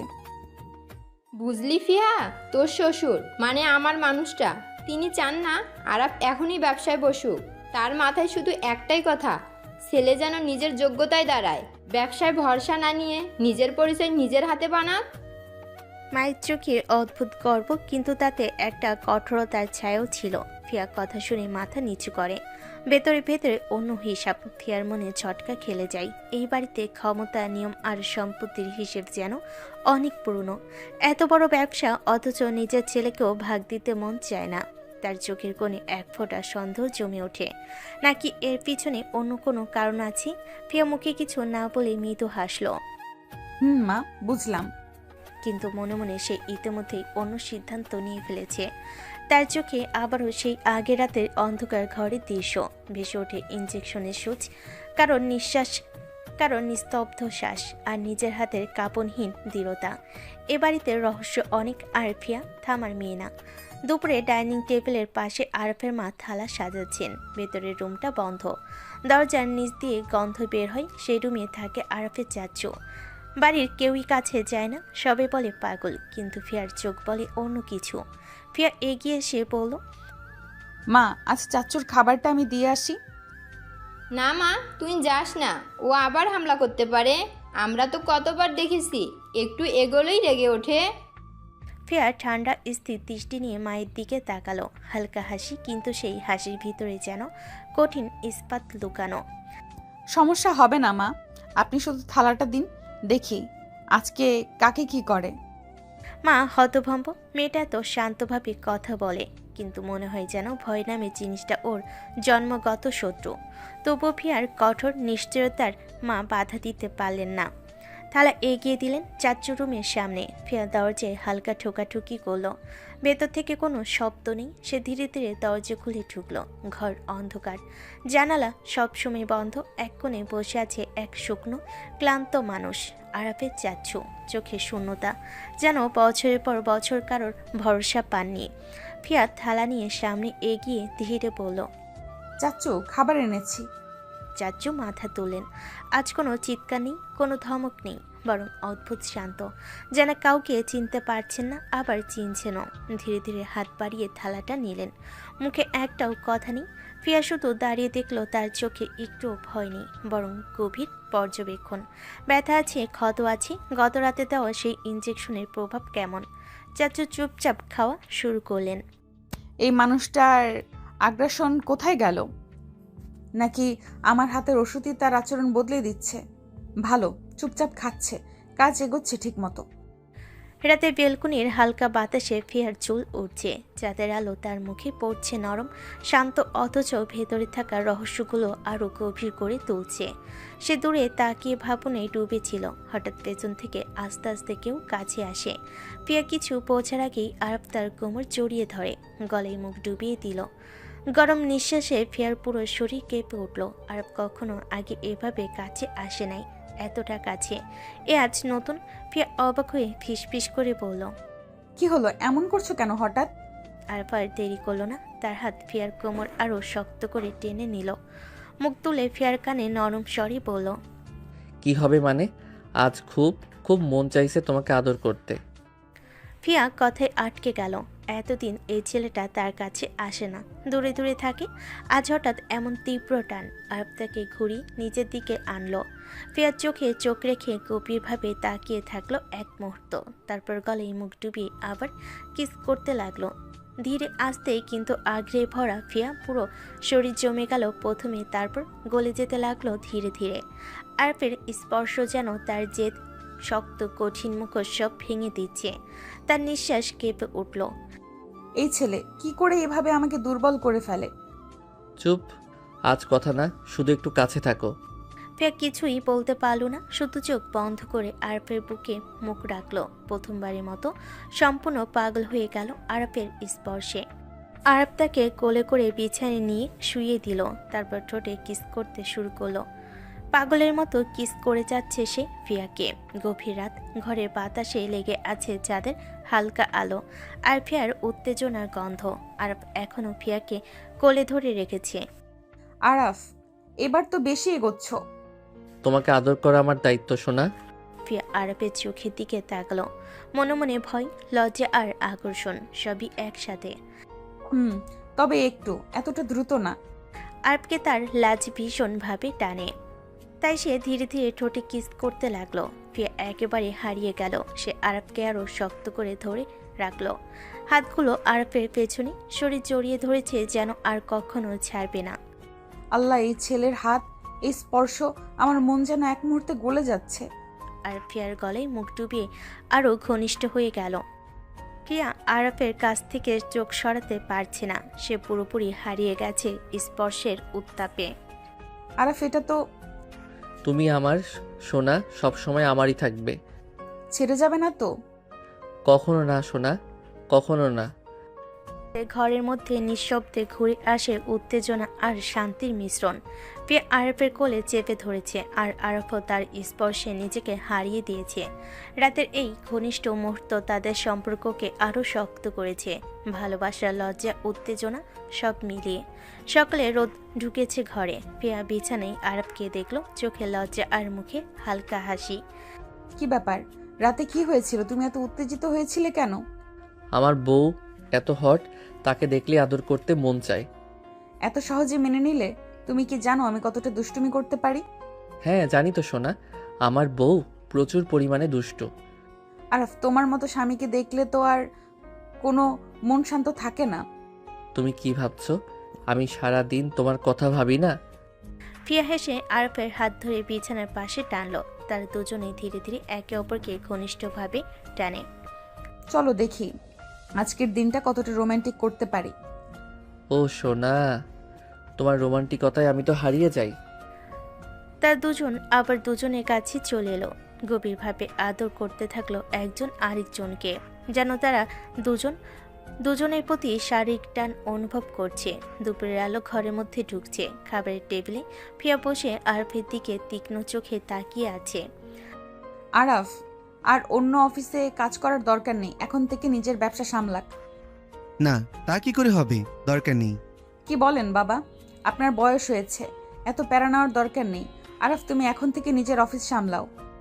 আরব চৌধুরী কিছু বলতে পারল না, দাঁত চেপে ধরে বসে থাকলো, কারণ সবাই ফিয়ার পরিকল্পনা মতো হয়ে যাচ্ছে। সে একা সব নিয়ন্ত্রণ করছে আর সবাই শুধু দেখতে থাকছে। আরবের জন্য ফিয়ার এত শক্ত দৃঢ়তা একদম নতুন, কিন্তু ভেতরে সে জানে এই বউ তার জন্য সব ঠিক করে দিচ্ছে। আরাফ, শুনলে না? এখন থেকে আমাদেরই দায়িত্ব, আমাদেরই কাজ, আমাদেরই ব্যবসা সামলানো। আশরাফ চৌধুরী দাঁতে দাঁত চেপে রইল। তার সব সাজানো প্ল্যান এই মেয়ে ভেস্তে দিল কত সহজে। তার এই রাজত্ব অন্য কেউ দখল করতে পারবে না, কিছুতেই সে হতে দিবে না। দুপুরের আলো ঘরে ঢুকছে। আরফের বাবা রাগে ফুঁসছে। ঘরের মধ্যে হাঁটাহাঁটি করে ফোন তুলে কাউকে কল দিল। হ্যাঁ, এই মেয়েটা একটু বেশি বাড়াবাড়ি করছে, ওকে সরাতে হবে। ফিয়া দরজার কাছ থেকে সব শুনছে। হঠাৎ সে হালকা হাসি দিল, চোখে দুষ্টু ঝলক। আমাকে সরানো এত সহজ নয়। ফিয়া মনে করলো আগে খুব সহজে একজনকে সরানো গিয়েছিল, কিন্তু তাকে কেউ সরাতে পারবে না। আমাদের পরিস্থিতি যতই কঠিন হোক, আমি কখনো ছাড়বো না আরাফকে। ঘরের মধ্যে চুপচাপ, কিন্তু ফিয়ার মন পুরোপুরি তৈরি। সে জানে নিজের পথে একবার দাঁড়িয়ে গেলে কেউ তাকে সরাতে পারবে না। গভীর রাত, ঘর নীরব, শুধু বাইরে বাতাসের হালকা শব্দ। ফিয়া চুপচাপ বেরিয়ে একটি রুমে পৌঁছালো। চিন্তা করবেন না, আমি আজকের ইঞ্জেকশনগুলো দেব। ফিয়া ইঞ্জেকশন হাতে নিয়ে ধীরে ধীরে কাছে গেল। সে লক্ষ্য রাখলো কারোর চোখে যেন না পড়ে। কেবল কয়েকটা ইঞ্জেকশন, তারপর আপনি সম্পূর্ণ সুস্থ হয়ে যাবেন। লোকটি চুপচাপ ফিয়ার কথাই বিশ্বাস রাখে, কিন্তু কে জানে এই সুস্থতা কেউ সহজেই বুঝতে পারবে না। তবে মনে রাখবেন, কেউ যেন না বুঝতে পারে যে আপনি ধীরে ধীরে সুস্থ হচ্ছেন। অভিনয় চালিয়ে যান, ঠিক তেমনি যেমন আগে করেছেন। ফিয়ার চোখে দৃঢ়তা। ধীরে ধীরে ইঞ্জেকশন দেওয়া শুরু হলো। প্রতিটি পদক্ষেপে সতর্কতা, প্রতিটি আন্দোলনে নিখুঁত নিয়ন্ত্রণ। ঘরে ফিরে ফিয়া চুপচাপ শুয়ে পড়ল। রাত নীরব, কিন্তু ফিয়ার মনে কেবল একটাই ভাবনা, সব ঠিক হবে, আর কেউ বুঝতে পারবে না। কই গেছিলে এত রাতে? নিচে পানি খেতে গিয়েছিলাম, হঠাৎ ঘুম ভেঙে গেল। পানি তো রুমেই আছে। ইস, আমি তো খেয়ালই করি নাই। কিছু লুকাচ্ছ না তো? না জান, তোমার কাছ থেকে কি লুকাবো? আরবের চোখে একটু সন্দেহ, একটু কৌতূহল। ফিয়া ধীরে তার গলায় মুখ ডুবি কিস করতে থাকে। দেখো, আমি কোনো কিছু লুকাচ্ছি না সোনা। আরব ফিয়ার স্পর্শে ধীরে ধীরে ডুবে যায়। ফিয়াও তার সন্দেহ দূর করতে আরবকে কিস করে তার মাঝে নিয়ে যায়। ঘরের বাতাসে নরম নিঃশ্বাস, ঠোঁটে স্পর্শ। আরব আর ফিয়া দুজনেই হারিয়ে গেছে একে অপরের মাঝে। সকালটা অদ্ভুত শান্ত ছিল, যেন পুরো বাড়িটাই অপেক্ষা করছে আজ আরবের জীবনের নতুন শুরুর দিন। রুমের বাইরে হালকা হাঁটার শব্দ, রান্নাঘর থেকে আসা চায়ের বাষ্প, সব মিলিয়ে যেন এক গভীর উত্তেজনা ছড়িয়ে আছে চারপাশে। ফিয়া আয়নার সামনে দাঁড়িয়ে চুল বাঁধছিল, কিন্তু তার চোখ ছিল দরজার উপরে। আজ আরাফের প্রথম অফিস, নিজের প্রতিষ্ঠানে। এতদিন বাইরে চাকরি করেছে, আজ প্রথম নিজের জায়গায় পা রাখবে। আরাফ শার্টের বোতাম লাগাতে লাগাতে দরজায় এসে দাঁড়ালো। তার চোখে এক ধরনের নার্ভাস, আত্মবিশ্বাস, দুটি বিপরীত অনুভূতি, তবু দুটোই ঠিক মানিয়ে গেছে তার মুখে। ফিয়া ধীরে ধীরে এগিয়ে এসে কলারের ভাঁজ ঠিক করে দিল। নরম গলেই বলল, আচ্ছা, দেখিয়ে দাও তুমি সব পারো। তুমি পাশে থাকলেই সব পারবো। নিচে নামতে দেখা গেল আয়েশা বেগম কোরআন হাতে দাঁড়িয়ে। ছেলেকে দেখে গম্ভীর চোখে আনন্দের ঢেউ নেমে গেল। দাঁড়া বাবা, একটু দোয়া করি, খোদা তোমারে সব ভালো দিকটা দেখা, যাই করবে মন পরিষ্কার রাখবে। দোয়াটা ঘরে শান্ত একটা আলো ছড়িয়ে দিল, কিন্তু সোফার পাশে বসে থাকা আশরাফ চৌধুরী ভুরু কুঁচকালেন। চশমা নামিয়ে ঠান্ডা কণ্ঠে বলেন, প্রথম দিনই এত আদর সোহাগের দরকার নেই, কাজ করুক, আদরে কোনো লাভ নেই। তার কণ্ঠে তীক্ষ্ণ বিরক্তি। আয়েশা বেগম থেমে গেলেন। ফিয়া শুধু মাথা নিচু করে চুপচাপ দাঁড়িয়ে রইল, কিন্তু তার চোখে ঝিলিক উঠে গেল এক মুহূর্তে। এই মানুষটাকে বোঝা সহজ না, কিন্তু আমিও সোজা নই, দেখবেন।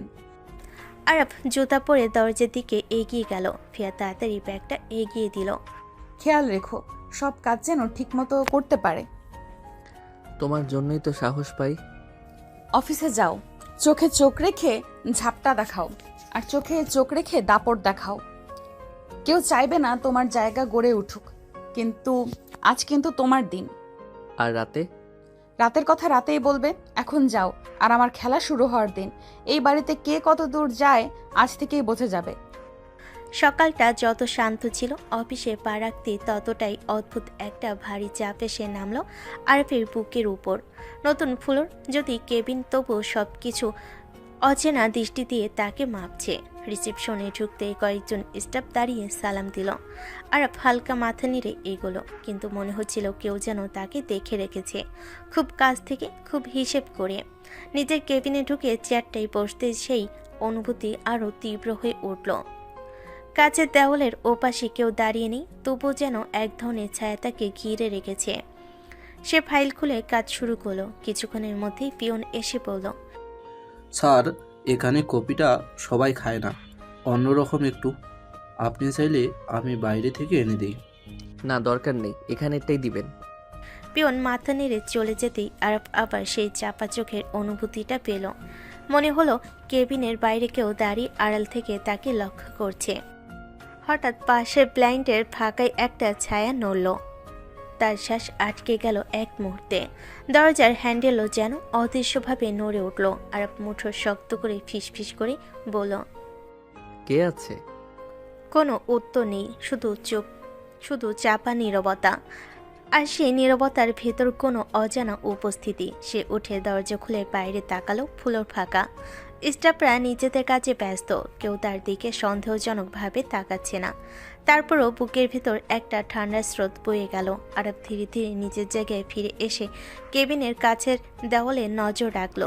মনে মনে বলল, ফিহা যা বলেছে ঠিকই, নিজের জায়গা সামলানো সহজ হবে না। কেউ চায় না আমি এখানে দাঁড়াই। আমাকে চোখে চোখে রাখছো কে আর কেন? সন্ধ্যার আলোটা যেন আজ একটু মলিনই লাগছিল। আরব গেট দিয়ে ঢোকার সাথে সাথে তার মায়ের কণ্ঠ ভেসে এলো। মা দরজার সামনে দাঁড়িয়ে মুখ ভরে হাসলেন। কেমন গেল বাবা আজ তোমার প্রথম দিন? ভালোই মা, সব ঠিকঠাক ছিল। কিন্তু চোখে ভর করে থাকা অদ্ভুত ক্লান্তিটা তার মা বুঝে ফেলেন। তবু কিছু জিজ্ঞেস করলেন না। মা চাপ দিল না, কিন্তু সব দেখে রাখেন। আরব সোজা রুমের দিকে হাঁটতে লাগলো। দরজা খুলতেই ফিয়া বই হাতে বসেছিল, উঠেই কাছে এলো। ফিয়া নরম গলেই বলল, কেমন কাটলো দিন? খুব স্ট্রেস নিলে না তো? স্ট্রেস না, কিন্তু জানো, সারাদিন মনে হচ্ছিল কেউ আমাকে চোখে চোখে রাখছে। একটা অদ্ভুত অনুভূতি হচ্ছিল, যেন কোথাও থেকে কেউ আমাকে দেখছে। ফিয়ার মুখমণ্ডলে মুহূর্তে চিন্তার ছায়া নেমে এলো। সে কাছে গিয়ে আরফের শার্ট ঠিক করে দিয়ে ফিসফিস করল, সাবধানে থাকবে সব সময় আরফ। নিজের অফিস মানেই নিরাপদ, এই ভুল কখনো করবে না। ওখানে অনেকের চোখ আছে, সবাই যে ভালো চায় তা না। সাবধানতা সবসময় বজায় রেখো। আরফ হাসলো হালকা, ক্লান্ত কিন্তু নরম ভালোবাসায় ভরা সেই হাসি। তাকে জড়িয়ে ধরে বলল, ওকে শোনা, এত চিন্তা করো না, আমি সামলে নেব। চলো, আমি আগে ফ্রেশ হয়ে আসি। আচ্ছা যাও, আমি খাবার দেখি।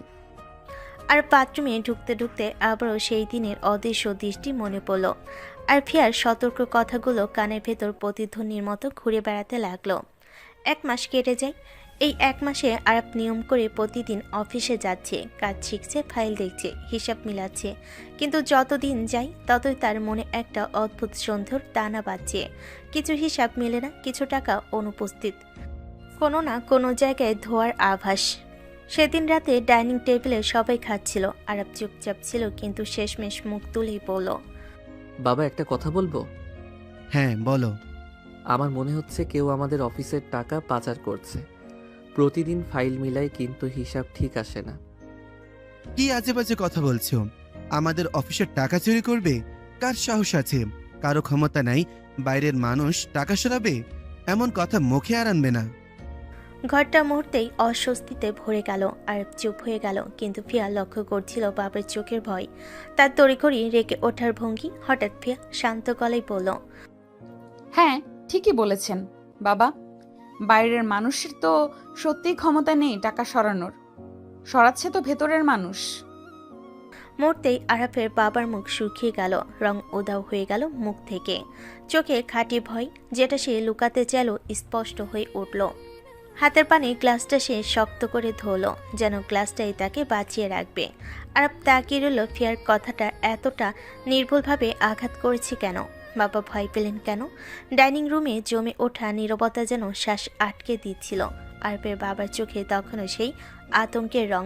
ফিয়া চুপ করেছিল, কিন্তু আজ আর সে চুপ থাকলো না। ধীরে ধীরে মুখ তুলল। চোখ দুটো তীক্ষ্ণ, ঠান্ডা, এমন চোখে কেউ যেন আজ পর্যন্ত তাকে দেখেনি। এসব আপনিই করছেন বাবা। অফিসের টাকা সরাচ্ছেন, আর তার কারণ খুব সহজ। আপনি ব্যবসার আড়ালে অবৈধ কাজ করেন। কি আজে বাজে কথা বলছো তুমি?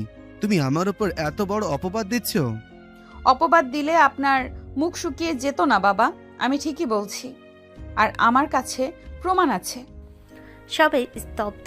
আরব এমনভাবে তাকিয়ে আছে যেন তার সামনে পুরো পৃথিবী উল্টে যাচ্ছে। বাবা কাপা হাত টেবিলে রেখে বলেন, কি প্রমাণ? কি আছে তোমার কাছে, বলো দেখি। ফিয়া হালকা হাসলো। এই প্রথমবার তার হাসিতে কোমলতা নয়, একটা শীতল প্রতিশোধের ঝিলিক ছিল। সে সিঁড়ির দিকে তাকিয়ে ডাকল, চাচ্চু প্লিজ আসুন। সেই মানুষটা ধীর পায়ে কিন্তু পুরোপুরি সচেতন চোখে ঢুকলেন। চুল গোছানো, মুখে ক্ষীণ হাসি, একদম সুস্থ স্বাভাবিক মানুষ। আরব, তার মা, সবাই তাকিয়ে হাঁ হয়ে গেল, চোখ কপালে ওঠার মতো বিস্ময়। এটা কিভাবে সম্ভব? চাচ্চু তো। বাবার মুখ বিকৃত হয়ে গেল। এক মুহূর্তে রং উধাও, আরেক মুহূর্তে লাল হয়ে উঠল। না, এটা হতে পারে না। তুমি তো। চাচ্চু সব জেনে গিয়েছিলেন আপনার ব্যাপারে। আপনি কি করেন, কোথায় যান, কাদের সাথে মেলামেশা করেন, সব কিছু। তাই আপনি তার বাসার মানুষকে তার জীবন থেকে সরিয়ে দিলেন। চাচ্চুর প্রেম, তার ভালোবাসাকে আপনি নিজের হাতে সরিয়ে দিলেন। আর পরে চাচ্চুকে ইঞ্জেকশন দিয়ে পাগল বানিয়ে দিলেন, যাতে কেউ আপনার সত্য জানতে না পারে। চাচ্চু মাথা নিচু করলেন, চোখে অশ্রু। এতদিনের লুকানো যন্ত্রণা ফিরে এলো। আরবের মা কাপা গলায় বলল, এগুলো কি সত্যি? বাবা কোনো উত্তর দিলেন না। শুধু তার চোখে এখন একটাই জিনিস, পুরো খেলাটা হাতছাড়া হয়ে যাওয়ার আতঙ্ক। ঘরটা আবার জমে গেল ভারী নীরবতায়। বাবার মুখে স্পষ্ট রাগ, ভয়, অবিশ্বাস সব একসাথে মিলেমিশে এক অদ্ভুত অস্থিরতা। শুধু আজাদ সুস্থ হয়েছে মানেই এটা প্রমাণ হয় না যে আমি এসব করেছি। ও হয়তো সম্পত্তি পাওয়ার লোভে মিথ্যা বলছে। আরব মাথা তুলে তাকালো বাবার কথায়। একটা অদ্ভুত কম্পন, যেন নিজের কাঁধ হালকা করতে মরিয়া হয়ে উঠছেন। ফিয়ার চোখে তখন ভয় নেই, গভীর অটল আত্মবিশ্বাস। না বাবা, আজাদ চাচ্চু একা নন, আমার কাছে আরো প্রমাণ আছে। কি প্রমাণ? আপনি হয়তো ভাবেন সবকিছু গোপনে করেছেন, কিন্তু ভাগ্য কখনো পুরোপুরি লুকিয়ে রাখে না সত্যকে। ফুপি আসো। ঘরে ঢুকলেন এক মার্জিত, শান্ত, কিন্তু ভেতরে লুকানো ক্ষতের ভারে ক্লান্ত এক মহিলা। শাড়ির আঁচল শক্ত করে চেপে ধরে দাঁড়ালেন। তার চোখে ছিল বহু বছরের জমাট বাঁধা যন্ত্রণা। আরব হতবাক, সে কখনো সেই মুখ দেখেনি। বাবা চেয়ার ধরে দাঁড়িয়ে রইলেন, চোখ বড়, মুখে গভীর শোক। ফিয়া ধীরে বলল, আমার ফুপি চাচ্চুর ভালোবাসার মানুষ। যাকে আপনারা ভাবতেন তিনি নেই, কিন্তু তিনি সব সময় ছিলেন ছায়ায়, ভয়ে ভয়ে আপনার থেকে লুকিয়ে। তুমি মিথ্যা বলছো। অসম্ভব। মিথ্যে নয়, আমি আর আজাদ আমরা গোপনে বিয়ে করেছিলাম। বিয়ে? হ্যাঁ, কিন্তু এই লোকটা, এই মানুষটা আমাদের আলাদা করে দিল, আমাকে হুমকি দিল, আমার পরিবারকে ক্ষতি করার ভয় দেখালো, আর আজাদকে বলল আমি নাকি তাকে ছেড়ে অন্য কাউকে বিয়ে করেছি। চাচুর চোখে জল নেমে এলো। আরবের মা কাঁদতে শুরু করলেন। ফুপির কণ্ঠ ভেঙে গেল। আজাদ জানতেই পারিনি আমি কোথায় হারিয়ে গেলাম, আর আমি তাকে রক্ষা করার জন্য নীরব থাকতাম। যে মানুষটা আমাকে ভালোবাসতো তাকে বাঁচাতে আমি নিজেই হারিয়ে গেলাম তার জীবন থেকে। এখনো বলবেন বাবা সবই মিথ্যা? বাবা আর কিছু বলতে পারল না। তার মুখে শুধু ভয় আর ধরা পড়ে যাওয়ার অসহায়তা। সত্য অবশেষে বেরিয়ে এসেছে, যা তিনি এত বছর চাপা দিয়ে রেখেছিলেন। ড্রয়িংরুমের ভারী নীরবতা যেন আবার জমে জমে বরফ হয়ে গেল। সবাই তাকিয়ে আছে ফিয়ার দিকে। ওর চোখ দুটো অদ্ভুত শান্ত, কিন্তু ভেতরে পাহাড়সম দৃঢ়তা। ফিয়া ধীরে স্থির গলেই বলল, আমি আজ যা বলবো সব শুনে কেউ হয়তো আমাকে মেনে নেবে না, কিন্তু সত্য গোপন রাখার সময় শেষ। আমি এই বাড়িতে এসেছি শুধু একটা কারণেই, আমার ফুপির সম্মান ফিরিয়ে দিতে। আরব স্তব্ধ। তার বুক যেন ধাক্কা খেল কোনো অদৃশ্য পাথরে। ফিয়া তাকালো তার দিকে, কিন্তু চোখে কোনো কোমলতা নেই। এমনি তো এই বাড়িতে প্রবেশের অধিকার আমার ছিল না, তাই আমাকে বাধ্য হয়ে একটা কঠিন পথ বেছে নিতে হয়েছে। এই বাড়িতে ঢোকার একটাই উপায় ছিল, তোমাকে বিয়ে করা। এই কথাই যেন পুরো পৃথিবী থমকে গেল। আরাফের ঠোঁট শুকিয়ে গেল, শ্বাস বন্ধ হয়ে আসছে। মানে তুমি আমাকে ভালোবেসে বিয়ে করনি? না, তোমাকে আমি মাধ্যম হিসেবে ব্যবহার করেছি এই বাড়িতে ঢুকতে, এই সত্যগুলো বের করতে, আজাদ চাচ্চুকে সুস্থ করতে আর আমার ফুপির অপমানের প্রতিশোধ নিতে। আরাফ যেন ভিতর থেকে ভেঙে পড়ল। তার চোখে কষ্ট, অবাক হওয়া, বিশ্বাস ভাঙার চরম যন্ত্রণা। এতদিন তুমি যে আদর, যত্ন, হাসি দেখিয়েছ, সবই অভিনয়? হ্যাঁ, এটা একটা মিশন ছিল। রাতের পর রাত আমি চাচ্চুকে গোপনে চিকিৎসা করেছি। যখন তুমি ঘুমিয়ে থাকতে, যখন তুমি ভাবতে আমি শুধু তোমাকে ভালোবাসি, আমি তখন সত্যকে বাঁচাতে দৌড়াচ্ছিলাম। আরাফের বুকটা যেন চিড়ে গেল। সে চেয়ার ধরে দাঁড়ালো, কিছু বলতে পারছে না, চোখ লাল হয়ে উঠছে। ঠিক তখনই ফিয়া ফোনটা বের করলো। সময় হয়ে গেছে, এবার আইন তার কাজ করবে। হ্যালো, আপনি আসতে পারেন, প্রমাণ সহ সব প্রস্তুত। কয়েক মিনিটের মধ্যেই পুলিশ ঢুকে পড়লো বাড়িতে। বাবা চমকে উঠে চেয়ারে দাঁড়ালো। এটা মিথ্যা, আমাকে ধরতে পারবে না, আমি কিছুই করিনি। আপনার বিরুদ্ধে অবৈধ ব্যবসা, হত্যার ষড়যন্ত্র এবং মাদক দিয়ে একজনকে মানসিকভাবে অক্ষম করার প্রমাণ পাওয়া গেছে। আপনাকে গ্রেপ্তার করা হচ্ছে। বাবা পালাতে চাইল, কিন্তু পুলিশ তাকে ধরে হাতকড়া পরিয়ে বের করে নিল। আর পাথরের মতো দাঁড়িয়ে রইল, ছবির মতো জমে গেল। ফিয়া তার দিকে তাকালো, একটু অনুতাপ নেই চোখে। তোমাকে আঘাত দেওয়ার উদ্দেশ্য আমার ছিল না আরাফ, কিন্তু সত্যের দাম থাকে। আজ আমার ফুপি আর চাচ্চুর সম্মান ফিরে পেল, তাই আমি কোনো ভুল করিনি। আর আমি আমার যেটুকু ভালোবাসা তোমাকে দিয়েছি সেটা কি ভুল ছিল? প্রিয়া কোনো জবাব দিল না, ঠান্ডা হাওয়ার মতো পাশ কাটিয়ে চলে গেল। আর বুক ভেঙে গেল। প্রথমবার সে বুঝল ভালোবাসা কখনো কখনো ছুরির চেয়েও ধারালো হতে পারে। আর ফিয়ার হাত ধরে টেনে নিজের রুমে নিয়ে এলো। দরজাটা ঝট করে বন্ধ করে দিল। তার চোখে সেই রাগ, কষ্ট, ভয় সব মিলেমিশে এক ঝড়। তুমি কোথাও যাবে না, কোথাও না। আমি তোমাকে ভালোবাসি, বুকের ভেতরটা কাঁপে তোমাকে ছাড়া। তুমি যদি চলে যাও আমি বাঁচবো না ফিহা। কথা শেষ না হতে সে ফিয়ার দুগাল ধরে তার মুখে ঝড়ের মতো চুমু খেতে লাগলো, গালে, কপালে, ঠোঁটের কোণে। যেন এতদিনের ভয়, কষ্ট আর অভিমান সব সেই ছোঁয়ায় ঢেলে দিচ্ছে। ফিয়া এক হাত দিয়ে তাকে থামানোর চেষ্টা করলো। ছেলেটার কাপা কণ্ঠে মন নরম হয়ে গেল। এইসব কি করছো? আমি আমি কোথায় যাব বলো তো? তুমি নিজেই তো বললে মিশন শেষ, মানে তুমি চলে যাবে। আমাকে শুধু ব্যবহার করলে, তাই না? তাহলে এখন থাকার কি কারণ? ফিয়া গভীর শ্বাস নিয়ে তার হাত দুটো ধরে ফেলল, চোখে এক ধরনের নরমতা যা সে এতদিন দেখায়নি। তুমি কেন এমন ভাবছো? হ্যাঁ, আমি এই বাড়িতে ঢোকার জন্য তোমাকে মাধ্যম বানিয়েছিলাম, সেটা সত্যি, কিন্তু এখন এখন কেন চলে যাব? কারণ তুমি আমাকে ভালোবাসো না, আর প্রেম ছাড়া তো কেউ কারোর সাথে থাকে না, তাই না? আমি কোথাও যাচ্ছি না, শুনছো? মিশন ছিল সত্যি, কিন্তু তার মানে এই না আমি পালিয়ে যাব। আমাকে তোমার এভাবে ধরে রাখা লাগতো না। কিন্তু তুমি যদি কখনো চলে যাও? তাহলে তোমাকে নিজেই নিয়ে যাব সাথে। আমি থাকতে চাই, কারণ আজ আর মিশন না, তুমি আছো। আরাফের চোখ ভিজে উঠল। ধীরে ধীরে ফেয়ার ঠোঁটে আবারও চুমু দিল, এবার ভয় থেকে নয়, স্বস্তি থেকে। রুমের ভিতর দুজনের নিঃশ্বাসে একটা গভীর শান্তি নামলো, যেন ঝড় শেষে পাওয়া নিরাপদ আশ্রয়। ফিয়া ধীরে ধীরে আরাফের বুক থেকে সরে এলো, কিন্তু তার দু হাতে এখনো আরাফের শার্টের কলারে জড়িয়ে আছে। সে চালেই সে হারিয়ে যাবে। চোখ দুটো অদ্ভুত শান্ত, ভেতরে এক স্বীকারোক্তির ভার। ফিয়া নরম গলায় বলল, আরাফ, একটা কথা ভুল বুঝেছ। হ্যাঁ, আমি প্রথমে মিশনের জন্য এসেছিলাম, তোমাকে ব্যবহার করেছি, এটা সত্যি, কিন্তু কিন্তু সেই সময়টা যত গেছে ততই আমি নিজেই বদলে গেছি। বদলে গেছো মানে? মানে আমি ধীরে ধীরে তোমাকে ভালোবেসে ফেলেছি আরাফ। আমি চেয়েও তোমাকে ভুলতে পারিনি। তোমার সেই সরল সহজ চেহারা, তোমার শিশুর মতো রাগ, তোমাকে দেখে লাফিয়ে এসে জড়িয়ে ধরা, তোমার সেই আদর যত্ন, আমি কিছুই ভুলতে পারবো না, কখনোই না। সত্যি তুমি আমাকে ভালোবাসো? হ্যাঁ, ভালোবাসি, যতটা ভাবতে পারো তার থেকেও বেশি। প্রথমে ভেবেছিলাম মিশন শেষ হলে চলে যাব, কিন্তু এখন বুঝি তোমাকে ছাড়া আমি নিজেও বাঁচতে পারবো না।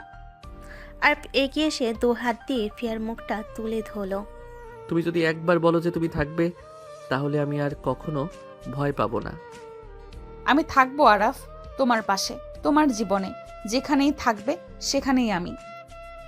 আরাপ এক মুহূর্ত দেরি করলো না, ফিয়াকে বুকে জড়িয়ে ধরলো শক্ত করে, যেন তাকে আর কখনো ছাড়বে না। ফিয়াও চোখ বন্ধ করে সেই আলিঙ্গনে হারিয়ে গেল, কারণ এই আলিঙ্গন আর মিশনের নয়, এটা তার নিজের হৃদয়ের বেছে নেওয়া জায়গা। আর ফিয়ার মুখ তুলে ধরে ঠোঁটে ঠোঁট ডুবিয়ে দিল। ফিয়াও সাড়া দিল তার সাথে, ভালোবাসে মত্ত হলো দুজনে।